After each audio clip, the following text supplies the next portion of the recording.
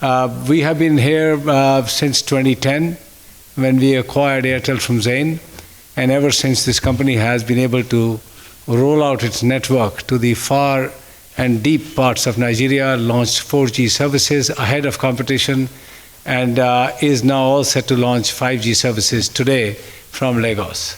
We'll be heading to Lagos immediately after this meeting. I had requested a meeting with His Excellency, the President of Nigeria, and I'm glad that we were given time early in his tenure to talk about Airtel, to talk about India, Nigeria, and importantly the upcoming G20 that is taking place in India.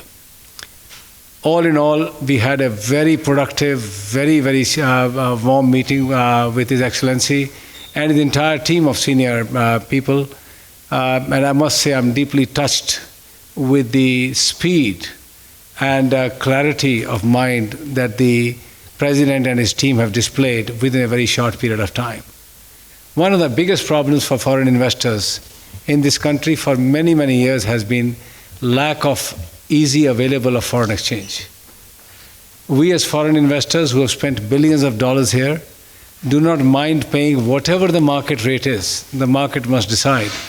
But to be prevented from importing critical infrastructure equipment, paying invoices to our partners like IBM and other software agencies was making it extremely difficult for companies like Airtel, and I'm sure that must be the case with others as well.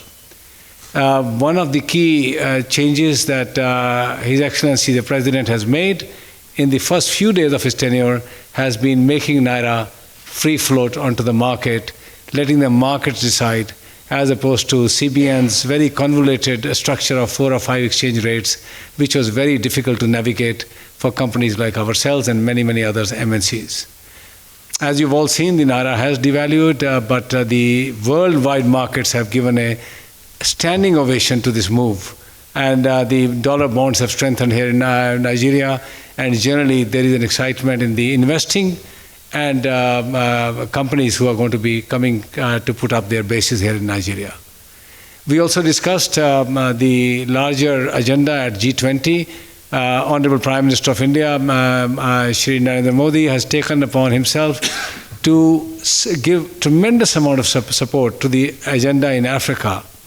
I was appointed under B20 as the chairman of Africa Economic Integration Council, which I am leading, and I presented him the work that we have done in that council, which will be presented to G20 in August, and I'm very hopeful that that particular recommendation will be adopted by G20 in their meeting in September.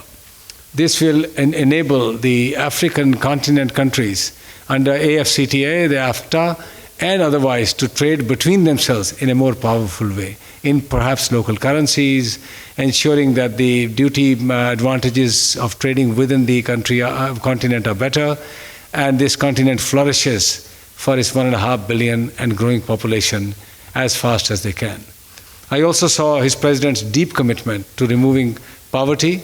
I come from a country, India, where we also have had decades of poverty, which has been rapidly minimized and eradicated in some parts through intervention of massive infrastructure investment, massive digital ecosystem creation, and using digital infrastructure to provide services by the government to its citizens, be that direct benefit transfer in the form of cash in the hands of people, biometric-based banking transactions, biometric-based health services. During the COVID time, India, as you know, through the biometric could ensure that every citizen of the country was inoculated and vaccinated. And all these things that the technology can offer and more are now fully at display in India and available to its friendly countries in Africa like Nigeria. We discussed that part as well. I leave Abuja with great excitement, with clear commitment from our side that we will make significantly more investments here, roll out 5G in a very faster way, put more fiber into the ground, put more data centers, and importantly, support the flourishing technology startup ecosystem, which again India has done extremely well.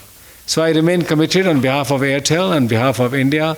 I want to offer my greetings and importantly thank His Excellency the President of Nigeria for having taken the time to meet us with these key members of his team. So with that, I will hand over briefly to Shekhar to make a few remarks. Thank you, Chairman. We came to say a big thank you to the President for the right environment he's creating for businesses to thrive. And in our own case, Nigeria is a very big part of our agenda. We operate in 14 countries. Nigeria is the largest out of these 14 countries. And we're firmly committed to the growth of Nigeria. We're firmly committed to the prosperity of this country. It's a country of 220 million people. And we believe that for Africa to prosper, Nigeria must prosper. And that is why we're here. We're providing connectivity. We also supporting different causes. Just last night, we launched the 7th edition of our Airtel Touching Lives program. Most of you are very familiar with this program. What we do is to support people who have any needs, whether there's a need for medical intervention, there's a need for community borehole. We do believe that for any entity, for any company, to be a great entity or to be a great person, it must be a good one. That is part of our DNA. We're part of the communities where we operate. We earn our social license every day by supporting causes in our various communities. So it's not so much about making money for us, it's about making money in a sustainable manner by creating a much more prosperous community. And that's what we've done in all the countries where we operate in Africa.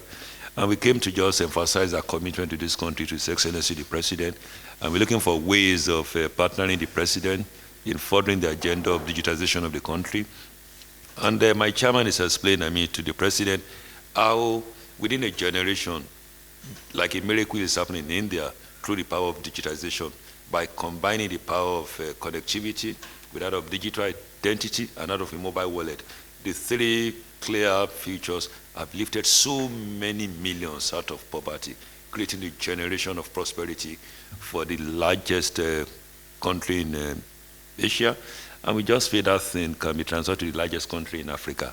So once again, thank you for coming here this afternoon. We take a couple of questions, and I just wish everyone a very good afternoon. Thank you. Thank you.